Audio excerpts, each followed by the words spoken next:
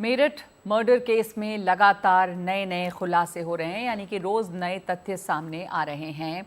सौरभ राजपूत के कातिल मुस्कान और साहिल मेरठ जेल में बंद हैं। पुलिस उनसे जुड़ी हर एक चीज़ की बारीकी से जांच कर रही है। पुलिस अब सौरभ और मुस्कान के बैंक अकाउंट्स की जांच में जुटी हुई है।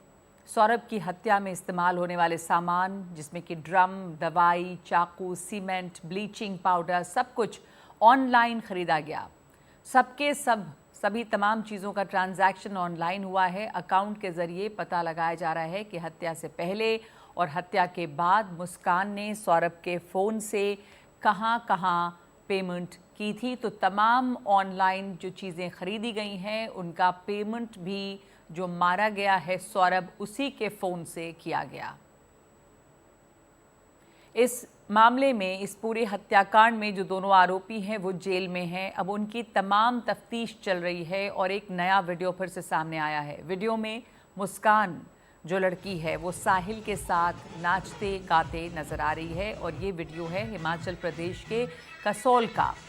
3 मार्च को मुस्कान अपने पति सौरभ राजपूत की हत्या करने के बाद अपने दोस्त साहिल के साथ हिमाचल घूमने के लिए चली गई। तो वो हत्या के बाद, सौरभ की हत्या के बाद मुस्कान और साहिल हिमाचल गए घूमने को और वहीं का ये वीडियो है। वहाँ पर दोनों ने 14 मार्च को होली मनाई और होली के जश्न का ही ये वीडियो जो है अब पुलिस को मिला है। तो मुकेश सिंह सेंगर हमारे साथ जुड़ गए हैं। मुकेश, लगातार आप इस मामले को पर रिपोर्ट कर रहे हैं, इसको करीबी से देख रहे हैं। इसमें कई बातें सामने आई हैं और हर रोज़ इसकी नई परतें खुल रही हैं और ये भी पता चल रहा है कि जो इस हत्याकांड के लिए साजिश की गई, उसकी प्लानिंग लंबे समय से चल रही थी। मुकेश, देखिए, बिल्कुल जो प्लानिंग है वो नवंबर 2024 से लगातार चल रही थी और पुलिस ने इस पूरे मामले में जो पूरी मनी ट्रेल है उसको एस्टेब्लिश करने की कोशिश की है। अब तक की जांच में ये बात सामने आई है कि जो सौरभ राजपूत था जिसकी हत्या हुई थी, उसके अकाउंट्स में कुछ पैसे आए थे जब वो लंदन में था और ये पैसे उसके एक दोस्त ने उसको भेजे थे। पुलिस के मुताबिक जिस दोस्त ने उसको पैसे भेजे थे उसने साइबर चीटिंग की थी और उसी चीटिंग के पैसे सौरभ के अकाउंट में भेजे थे। सौरभ को लगा कि ये साइबर चीटिंग का पैसा है और कहीं ऐसा ना हो कि उसका जो अकाउंट है वो फ्रीज हो जाए, इसीलिए सौरभ ने उन पैसों में से कुछ पैसे अपनी पत्नी मुस्कान को भेजे जो करीब 80,000 रुपए थे और 1 लाख रुपया अपने भाई को भेजा। पुलिस के मुताबिक जो मुस्कान है उसने हत्या के पहले और हत्या के बाद जितनी भी शॉपिंग की, चाहे वो दवाइयां हो, चाहे वो चाकू हो या ड्रम हो, या फिर हत्या के बाद जैसे वो हिमाचल प्रदेश गई जहां पर उसने टैक्सी का पेमेंट किया, होटल का पेमेंट किया, या जो लिकर ली उसने हर रोज 2 बोतल लिकर उसने परचेज की, तो ये सारा पेमेंट जो है उसने ऑनलाइन किया और ये सारा पैसा जो है सौरभ का था, जो सौरभ ने पैसे ट्रांसफर किए थे। ये सारा पैसा उसी पैसे में से ट्रांसफर किया गया था। इसके साथ में जांच में ये बात भी सामने आई कि जो सौरभ था वो हर महीने मुस्कान को 10,000 रुपए खर्चे के तौर पर भेजता था, लेकिन चूंकि मुस्कान नशे की आदी थी इसीलिए उसको ज्यादा पैसे चाहिए थी। इस बात को लेकर भी सौरभ से उसकी कहासुनी लगातार हो रही थी। सौरभ के अकाउंट में अभी पुलिस को फिलहाल 6 लाख रुपए मिले हैं, ये भी मेरठ पुलिस के सूत्रों से जानकारी मिली है। तो पुलिस उस पूरे मामले में जो मनी ट्रेल है उसको एस्टेब्लिश करने की कोशिश कर रही है, क्योंकि ये जो ट्रांजैक्शन है ये भी इस केस की इन्वेस्टिगेशन का काफी अहम पार्ट है। और हत्या के बाद जो मुस्कान है वो सौरभ का मोबाइल अपने साथ में लेकर गई थी। इसके 2 कारण थे। पहला कारण तो ये था कि जो सौरभ की लोकेशन आए वो हिमाचल प्रदेश में आए जिससे कोई इससे सवाल ना पूछ पाए, और दूसरा कारण ये था कि जितने पेमेंट वहां पर किए जा रहे थे वो सारे पेमेंट यूपीआई के जरिए सौरभ के मोबाइल से ही किए जा रहे थे। तो ये भी बात जांच में सामने आई है। तो कुल मिलाकर इस मामले को लेकर रोज नए नए खुलासे हो रहे हैं और जिस तरह से हिमाचल प्रदेश का एक वीडियो सामने आया है जहां कसौल में जो मुस्कान है वो अपने प्रेमी साहिल के साथ में वहां पर डांस करते हुए दिखाई दे रही है। ये होली के दिन का वीडियो है और 3 मार्च को हत्या हुई थी, उसके बाद 14 मार्च का ये वीडियो है। जी, होली के बाद का, होली के मौके का ये वीडियो है। जब हत्या हुई उसके बाद वो लोग कसौल गए और वहाँ का ये वीडियो है। तो ये एक और वीडियो भी सामने आ गया है। तमाम प्लानिंग जो है उसकी जानकारी अब सामने आ रही है। धन्यवाद आपका मुकेश। तो दोनों आरोपी जो हैं वो जेल में हैं और उसके बाद एक परतें खुल रही हैं कि प्लानिंग जो है वो किस तरह से हुई है। तो जहां ये क्राइम की बात है, एक और खबर दिखाते हैं आपको उत्तर प्रदेश की ही। उत्तर प्रदेश के औरैया में एक पत्नी ने अपने दोस्त के साथ में मिलकर, अपनी प्रेमी के साथ में मिलकर अपने पति की हत्या की साजिश रची है। कुछ इसी तरह की साजिश है जैसे कि मेरठ में सामने आया है मुस्कान के केस में। यहाँ पर 2 लाख रुपए सुपारी देकर पति की हत्या करवाई गई है। पुलिस ने आरोपी महिला, उसके प्रेमी और सुपारी किलर को गिरफ्तार कर लिया है। जो बात हैरान करती है वो ये कि अभी जो ये शादी हुई थी उसको सिर्फ 15 दिन हुए थे, तो 15 दिन की शादी के बाद में ही पति की हत्या करवाई है सुपारी देकर। थोड़ा थोड़ा आप लोग डिस्टेंस कर दो। तो ये पूरा मामला समझते हैं कि क्या है ये मामला, आपको दिखाते हैं हम इस ग्राफिक के ज़रिए। प्रेमी के साथ मिलकर पत्नी ने पति की सुपारी दी, यानी कि हत्या के लिए किसी को पैसे दिए कि उसकी पति की हत्या हो, और ये शादी के 15वें दिन ही पति की हत्या हुई है। 19 मार्च को मिला था हाइड्रा चालक दिलीप का शव, जिसकी हत्या की गई। मुंह दिखाई में मिले रुपयों से दी गई सुपारी। ये जो मामला है वो पूरा मामला क्या था ये भी समझ लीजिए कि 5 मार्च को दिलीप और प्रगति नाम की लड़की, उसकी शादी हुई। 19 मार्च को घायल हालत में दिलीप मिला। इलाज के दौरान दिलीप की मौत हो गई। शादी के पहले प्रगति और अनुराग के रिश्ते थे। पत्नी ने अनुराग अपने प्रेमी के साथ में मिलकर एक साजिश रची और 2 लाख रुपए सुपारी दी दिलीप को मारने के लिए। सुपारी के बचे रुपयों के लेन देन के दौरान पत्नी और प्रेमी दोनों गिरफ्तार हुए हैं। पुलिस की दबिश में हथियार सहित शूटर भी गिरफ्तार किया गया है। तो आइए आपको सुनवाते हैं कि क्या कह रही है इस पर पुलिस। 112 पर एक सूचना प्राप्त हुआ कि गेहूं का खेत में एक व्यक्ति घायल अवस्था में पड़ी है। इसमें प्रथम दृष्टया ऐसे प्रतीत हो रहे कि कोई अज्ञात लोग द्वारा उनके साथ गंभीर रूप से मारपीट करके घायल कर दिया गया। सूचना मिलने पर 112 का पुलिस तुरंत मौके पर पहुंचा। प्रस्तुत व्यक्ति को 3 दिन बाद उनका इलाज के दौरान उनका मृत्यु भी हो जाता है, और इलाज के दौरान ये भी पता चलता है कि उनको किसी ने गोली भी मारा है। 44/25 में अब पुलिस द्वारा 3 अभियुक्त को गिरफ्तार किया गया है। पुलिस द्वारा आवश्यक विधिक कार्रवाई किया जा रहा है। इस घटना में और भी शामिल लोगों के लिए पुलिस लगातार ढूंढ रहे हैं, उनको भी जल्दी गिरफ्तार किया जाएंगे और आवश्यक विधिक कार्रवाई पुलिस द्वारा किया जा रहा है।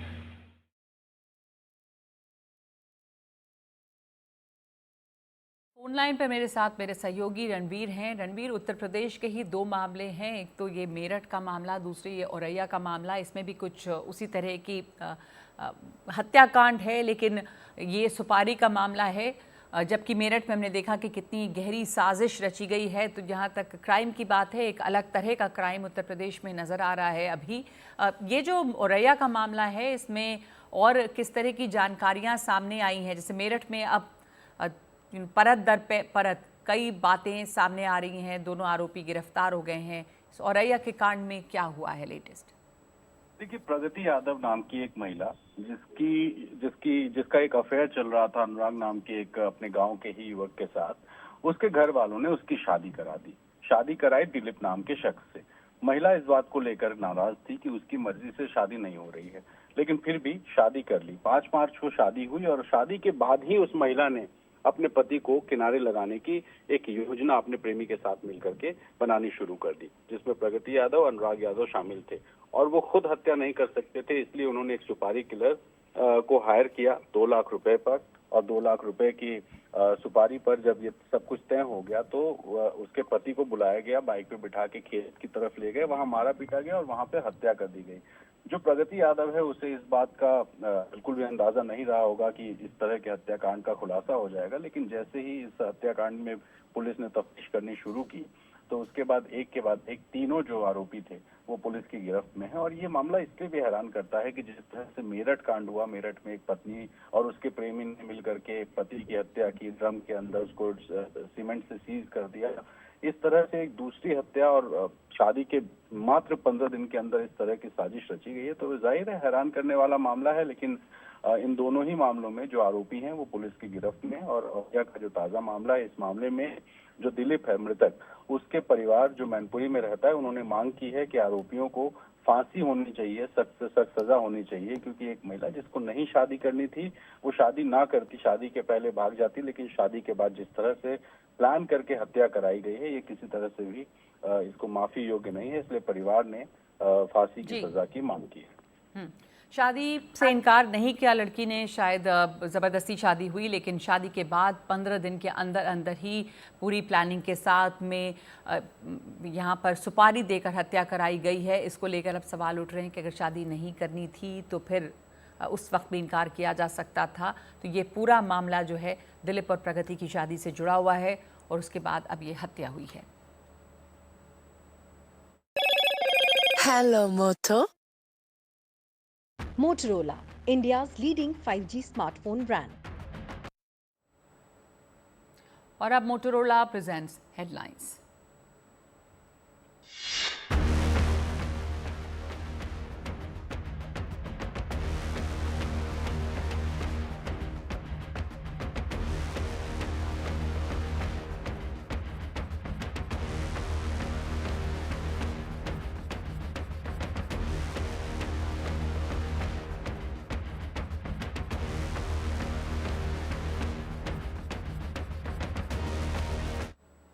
बात अपराध की हो रही है तो उत्तर प्रदेश से आगे बढ़ के महाराष्ट्र चलते हैं। महाराष्ट्र में दिशा सालियान का मामला एक बार फिर से खबरों में है और क्योंकि इसमें दिशा सालियान के पिता ने मुंबई पुलिस कमिश्नर से मुलाकात की है, उनसे मिलने पहुंचे और उन्होंने मांग की है कि आदित्य ठाकरे के खिलाफ एफआईआर दर्ज की जाए।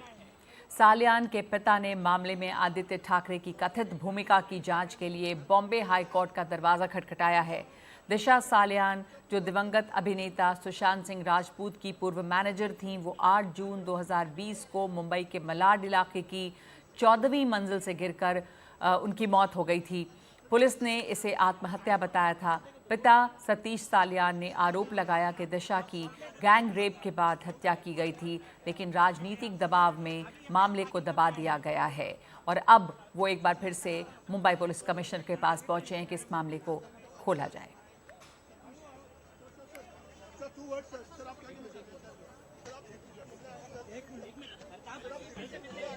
तो दिशा सालियान जो है उनकी हत्या 8 जून 2020 को रहस्यमयी तरीके से हुई थी, रहस्यमयी परिस्थितियों में हुई थी, जिसको उस वक्त आत्महत्या बता दिया गया, लेकिन बाद में उनके परिवार ने इस बात को मानने से इनकार किया और पिता सतीश सालियान की याचिका दायर हुई है मुंबई हाई कोर्ट में, जिसमें उन्होंने ये मांग की है कि इस मामले की जांच की जाए और इसमें खास करके आदित्य ठाकरे के रोल की जांच की जाए। आदित्य ठाकरे के खिलाफ एफआईआर की मांग की है दिशा सालियान के पिता ने। दिशा सालियान जो हैं वो दिवंगत अभिनेता सुशांत सिंह राजपूत की पूर्व मैनेजर थी।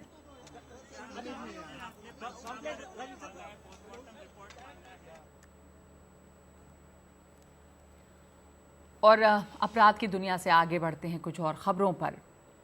रमज़ान का महीना है और ईद आने ही वाली है और इस मौके पर बीजेपी ने अल्पसंख्यकों को साथ लेने के लिए सौगात मोदी के नाम से कार्यक्रम चलाया है या चलाना शुरू किया है। इस कार्यक्रम में बीजेपी के कार्यकर्ता मुस्लिम लोगों को सौगात दे रहे हैं। आज दिल्ली और मुंबई में ये कार्यक्रम हुआ है। बहुत सहायता हो जाएगी। मैं तो पहली बार आ गई हूँ यहाँ पे, मुझे पता भी नहीं था, पहली बार आई हूँ। हम उनको शुक्रिया कहेंगे, बहुत बहुत धन्यवाद पीएम जी को। चलो गरीबों को कुछ तो सहायता मिला। सूट भी मिल रहा, सवैया भी मिल रहा, चीनी भी, बहुत शुक्रिया है उनका।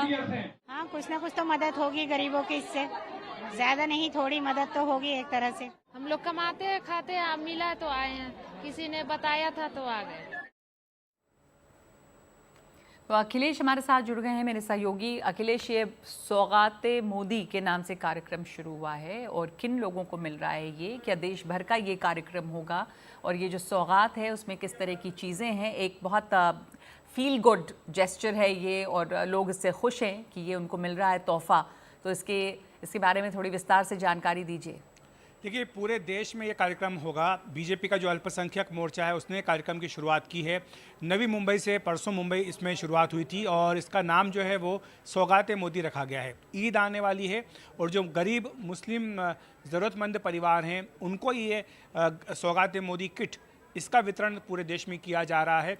आज अब से कुछ देर पहले दिल्ली में भी निज़ामुद्दीन में ये कार्यक्रम किया गया, निज़ामुद्दीन बस्ती में कार्यक्रम हुआ और वहाँ पर जो बीजेपी के राष्ट्रीय महासचिव हैं वो मौजूद थे, जो कि अल्पसंख्यक मोर्चे के प्रभारी भी हैं। आपको बता दूं कि जो किट है, इसमें किट में कुछ खास चीज़ें रखी गई हैं।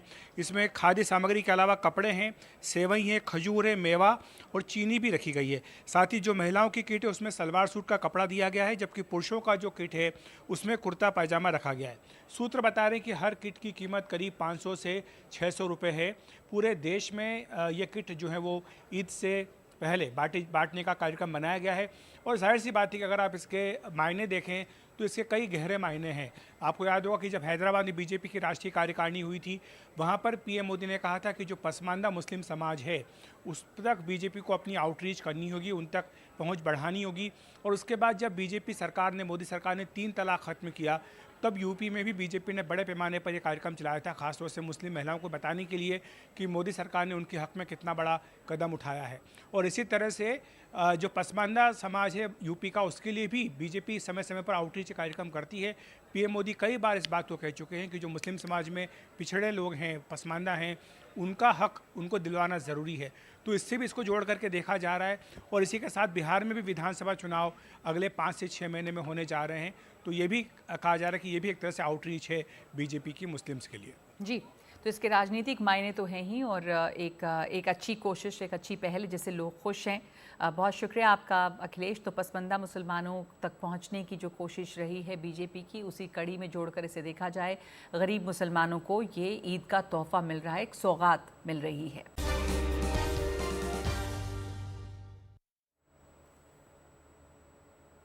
बिहार बोर्ड इंटरमीडिएट यानी कि +2 का रिज़ल्ट जारी हो चुका है। बिहार बोर्ड के 12वीं के साइंस स्ट्रीम में 89.5% स्टूडेंट्स पास हुए हैं, जबकि आर्ट्स का रिज़ल्ट 82.75% और कॉमर्स का 94.77% रहा है।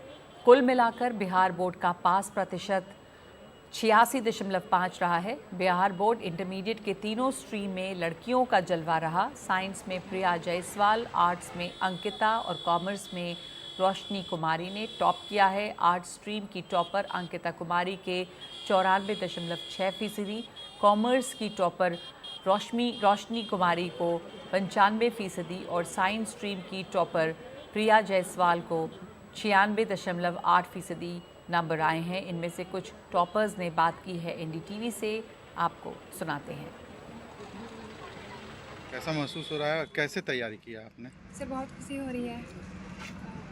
मुझे पढ़ाई में हेल्प किया था मेरे स्कूल के टीचर्स ने, मेरे पापा जी ने और मेरी बहनों ने। मैंने लिख के ज़्यादा पढ़ा था, लिखने से ज़्यादा याद होता है, ऐसे पापा जी बोलते हैं। मैंने लिख के ज़्यादा पढ़ा था और सभी सब्जेक्ट्स पे बराबर ध्यान दिया था। 10th में 8वां पोजीशन आया था, तो क्या लगा था क्या इंटर में मैं इससे बेहतर कर पाऊंगी? जी, मैंने सोचा था कि वहाँ जो गलतियाँ हुई यहाँ ना करूँ, उसको सुधारूँ। मैंने सुधारा भी, इसलिए शायद इसमें आ गया पहला रैंक। अच्छा, सबसे पहले सुनी तो कैसा महसूस हुआ, क्या लगा? पहले मुझे यकीन नहीं हुआ। मेरे भाई ने बताया, मैंने सोचा कि प्रिया एक तो नहीं है पूरे बिहार में, क्योंकि उसने पूरा नाम नहीं लिया था। मुझे लगा कि कोई और प्रिया होगी, कि पूरा नाम बोलो पहला। फिर 3-4 बार देखा हमने, तो फिर यकीन हुआ हाँ मैं ही हूँ, प्रिया जायसवाल। मतलब 4 बार देख के जी, तब यकीन हुआ। आगे क्या करना चाहती हैं? डॉक्टर। आपके और भाई बहन भी हैं जो पढ़ाई पे हैं, क्या क्या करते हैं? सबसे बड़ी वाली दीदी अभी बीएससी कर रही हैं, और फिर प्रीति, मेरी उनसे छोटी जो दीदी हैं प्रीति जायसवाल, वो भी टॉपर रही हैं साइंस की, 4th रैंक था उनका स्टेट में 2023 में। वो नीट की तैयारी कर रही हैं। फिर मैं हूँ, और फिर मेरा भाई, वो 11th में अभी, और सबसे छोटा वाला भाई अभी 8th क्लास में। कहाँ से पढ़ाई की, कैसे कैसे पढ़ाई की? हम पढ़ाई किए जंदाहा रोड के बगल में है भारतीय कंप्यूटर क्लासेस, वहाँ पे राहुल सर से पढ़ाई किए, जो मेरे सर है ये। यहाँ पे वहाँ पे हम जाते थे, डेली क्लास करते थे, वहाँ पे पढ़ाई करते थे। हम स्कूल में भी पढ़ाई करते थे, और स्कूल में मेरा जमनी लाल स्कूल है, वहाँ पे भी हम पढ़ाई करने जाते थे। वहाँ के सारे टीचर से हम वहाँ के टीचर जो है ना, मेरा मतलब उनके ऊपर मेरा बहुत अच्छा इंप्रेशन था। वो लोग बहुत अच्छा बोलते थे हमें, यार मेरे राहुल सर ये तो सबसे मतलब हद से ज़्यादा योगदान बोला जाए तो इनका है। उम्मीद क्या थी? मेरा उम्मीद था कि हम टॉप करेंगे, इतना तो बहुत था। हम जानते थे कि हम जितना पढ़े हैं, जिस हिसाब से पढ़े, उस हिसाब से कॉमर्स में तो हम जरूर टॉप। मेरा घंटा ऐसे तो बोलेंगे नहीं कि हम कितना घंटा पढ़ते थे, मतलब कितना देर तक पढ़ते थे, बट इतना बोलेंगे कि हम 10 से कम घंटा नहीं पढ़ते थे। अच्छा, कैसे कैसे कैसे पढ़ाई की, घर पे की, बाहर की, क्या? हम घर पे पढ़ाई करते थे, हम सर से कोचिंग क्लास करते थे, स्कूल का क्लास करते थे, उसके बाद फिर घर पे बैठ के अपना पढ़ाई करते थे, सेल्फ स्टडी करते थे। मेरी मम्मी का सपोर्ट था, मेरी मम्मी हमको पढ़ाती थी, वो भी पढ़ी लिखी है तो वो हमको पढ़ाती थी, वो हमको समझाती थी कि हमें कैसे लिखना चाहिए, बोर्ड में क्या करना चाहिए, सर भी हमें सिखाते थे। और फिर मोटिवेशन तो मिला मेरे कोचिंग का स्टूडेंट सबसे, उन लोग का इतना ज़्यादा मार्क्स देखते थे, हम सब सोचते थे मेरा भी मार्क्स एक दिन ऐसा आएगा कि सब हमें याद रखेगा। गाँव में ये कोचिंग? मेरा सब्जेक्ट, मेरा 5 सब्जेक्ट था और एक एक्स्ट्रा था। मेरा अकाउंट सब्जेक्ट था और मेरा EPS एंटरप्रेन्योरशिप था, मेरा इकोनॉमिक्स था और मेरा हिंदी इंग्लिश था और ये था मेरा एक्स्ट्रा EPS था। कैसे पढ़ाई की बताइए? 6 आवर्स पढ़ाई किए और ऑनलाइन क्लास करते थे और सेल्फ स्टडी करते थे और लास्ट में मैंने 2 मंथ के लिए क्रैश कोर्स ज्वाइन किया था परफेक्ट क्लासेस में। कहाँ से पढ़ाई की? मैं PWS पढ़ाई की और सेल्फ स्टडी किया और परफेक्ट क्लासेस से क्रैश कोर्स ज्वाइन किया था मैंने। तो मम्मी पापा का योगदान कितना है? मम्मी पापा का बहुत योगदान रहा, वो हमको काम नहीं करने देते थे, केवल पढ़ाई पे बोलते थे, केवल पढ़ाई फोकस करो, काम वाम नहीं करना है। और किसका किसका योगदान है आपके साथ? टीचर्स का योगदान है, पेरेंट्स का है और मेरा तो है। मैंने अपनी 10th जो है CBSE बोर्ड से की, गायत्री शिक्षा निकेतन स्कूल से। उसके बाद मुझे उसमें बहुत ही अच्छे स्कोर आए। देन मैंने सोचा कि कौन सा फील्ड लेना चाहिए, साइंस, ह्यूमैनिटीज़ एंड कॉमर्स। फिर मुझे ह्यूमैनिटीज़ के सब्जेक्ट्स में पहले से इंटरेस्ट था, देन मैंने उसको पिक किया और फिर उसके बाद मैंने पटना में जाके ऑफलाइन में एडमिशन लिया 11th। फिर मैंने 11th किया, फिर मुझे लगा कि हॉस्टल इन्वायरमेंट जो है उतना कंफर्टेबल नहीं है स्टडी के लिए, तो मुझे घर पे शिफ्ट हो जाना चाहिए जिससे मैं ज़्यादा कंसंट्रेट कर पाऊँगा। तो फिर मैंने घर पे ही स्टडी किया पूरा 12th एंड देन क्लासेस करता था, जब खाना पीना वगैरह बेसिक एक्टिविटीज़, एंड जितना टाइम होता था मेरे पास कोई वर्क नहीं होता था तो बस स्टडी करता था और ब्रेक्स, बीच में ब्रेक्स तो ज़रूर लेता था। और फिर मेरी जो इतना जो आया मुझे बहुत अच्छा लग रहा है कि मुझे 93.6% आए हैं 12th में, और इसका जितना भी क्रेडिट है वो मेरे हार्ड वर्क, मेरे सेल्फ डिटर्मिनेशन और साथ साथ फैमिलीज़ के सपोर्ट पे भी जाता है। तो ये थे तीनों स्ट्रीम के टॉपर्स जो बात कर रहे थे। NDTV से छात्र 12वीं का रिज़ल्ट बिहार बोर्ड के ऑफिशियल वेबसाइट पर भी देख सकते हैं। आपको बता दें कि ये वेबसाइट जो है वो है interresult2025.com। तो आप देख सकते हैं अपने रिज़ल्ट्स को इस वेबसाइट पर, और इसके अलावा interbiharboard.com पर भी अपने रिज़ल्ट चेक कर सकते हैं। इसके साथ ही छात्र ndtv.in पर नतीजे देख सकते हैं। NDTV पर रिज़ल्ट देखने के लिए इस QR कोड को आप स्कैन करें और उसके बाद आप अपने नतीजे देख सकते हैं।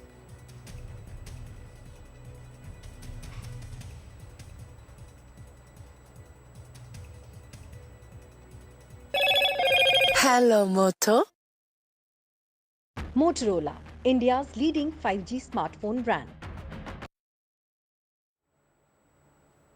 और आगे देखिए 27 साल बाद दिल्ली में बीजेपी का बजट।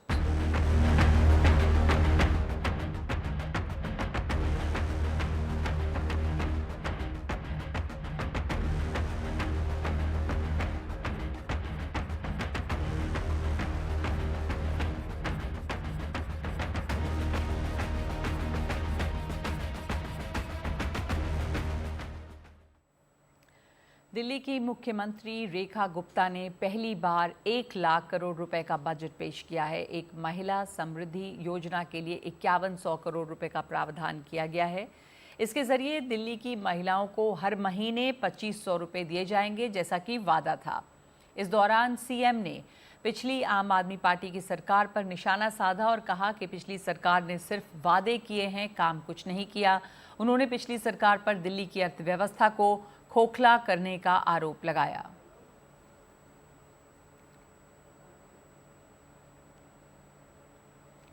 तो अब आपको ग्राफिक के जरिए दिखाते हैं कि इस बजट में किसके लिए कितना बजट है, किन चीज़ों के लिए क्या पैसे एलोकेट किए गए हैं। यमुना को साफ करने का वादा रहा है बीजेपी का, तो स्वच्छ यमुना के लिए 9000 करोड़ रुपए रखे गए हैं। कनेक्टिविटी के सुधार के लिए 1000 करोड़ रुपए रखे गए हैं। सीवर पाइपलाइन के लिए 10 करोड़, जिससे यमुना भी साफ होगी। यमुना को साफ करने का जो वादा है उसके लिए सीवर पाइपलाइन को दुरुस्त करना भी ज़रूरी है। उधर पानी की चोरी पर एक्शन लिया जाएगा, इसके लिए 150 करोड़ का बजट है। सीवर ट्रीटमेंट प्लांट के लिए 500 करोड़ का बजट है।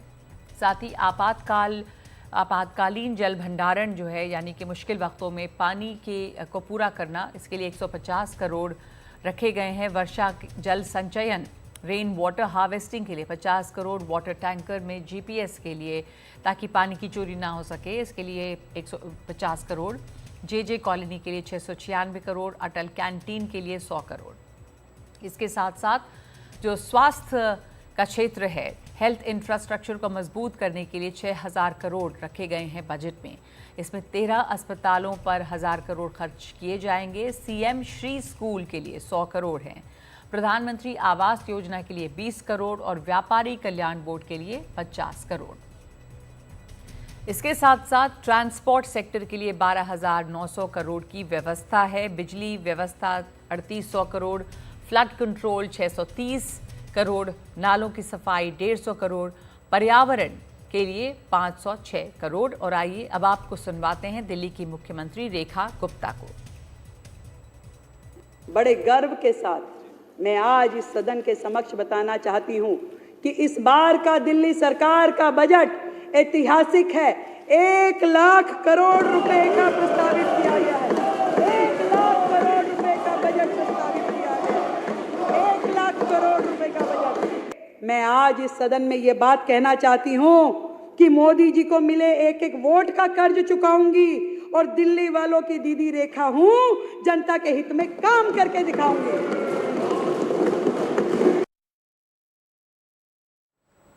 लेकिन आम आदमी पार्टी ने इसे हवाई बजट करार दिया है और कहा है कि 1 लाख करोड़ का राजस्व का कोई आधार नहीं है। आज का बजट जो भारतीय जनता पार्टी ने सदन पटल पर रखा है, उसको अगर एक शब्द में डिस्क्राइब किया जाए तो ये हवाई बजट है।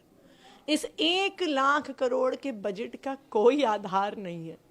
दिल्ली सरकार के पास 1 लाख करोड़ का राजस्व कहीं से नहीं आने वाला है।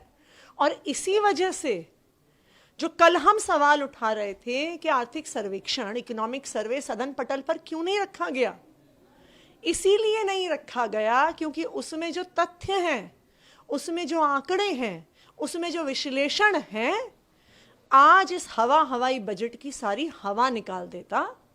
इसलिए निराधार बजट इन्होंने सदन पटल पर प्रस्तुत कर दिया है।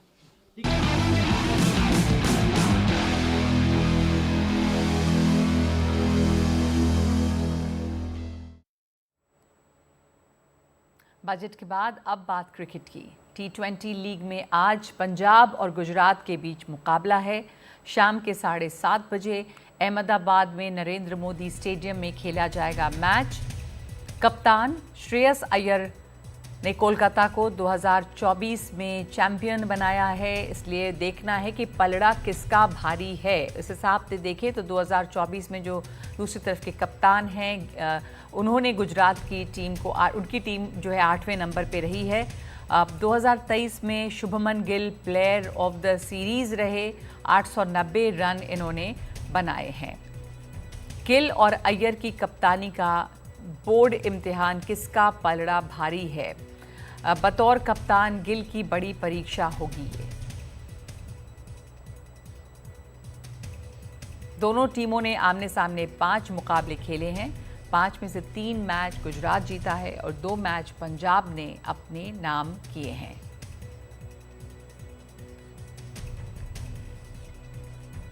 हालांकि BCCI ने ऐसा कोई फरमान जारी नहीं किया है, लेकिन ये तय है कि 10 में से 5 नए कप्तानों के साथ पुराने कप्तानों के लिए भी T20 लीग का 18वां सीज़न बोर्ड इम्तिहान साबित होने वाला है। आज ऐसे ही 2 कप्तानों की जंग है। गुजरात के शुभमन गिल और पंजाब के नए कप्तान श्रेयस अय्यर के लिए इस सीज़न में काफ़ी कुछ दांव पर है।